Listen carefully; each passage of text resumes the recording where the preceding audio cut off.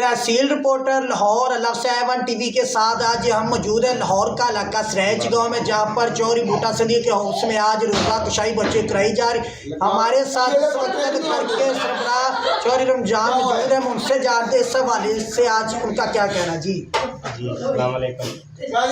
ये साल बाद माह रमज़ान आता है, ये एक तोहफा है, ठीक है। तो मौसम भी बहुत अच्छा है। मेरी मम्मा ने मुझे सुबह उठाया था, हमने सहरी की और अब इफ्तारी के टाइम में हम इफ्तारी करने लगे। पहले तो रोज़ा रखता है, मतलब उसके गुनाह माफ हो जाते हैं साल के। माशाल्लाह सहरी करने के लिए किसने उठाया? मम्मा जान ने। अच्छा, सहरी माशाल्लाह आपने बहुत अच्छी की है। इस बच्चे से जाना घर वालों से और भी बच्चे जहाँ पर खवातीन मौजूद है मुझसे जानते हैं। तो आज रोज़ा रख के आपको क्या महसूस हुआ? जी बिल्कुल, आपने नन्हे मुन्ने बच्चों से जाना क्योंकि रोज़ा कशाई किस तरह की जाती है। तहसील रिपोर्टर A1 टीवी लाहौर।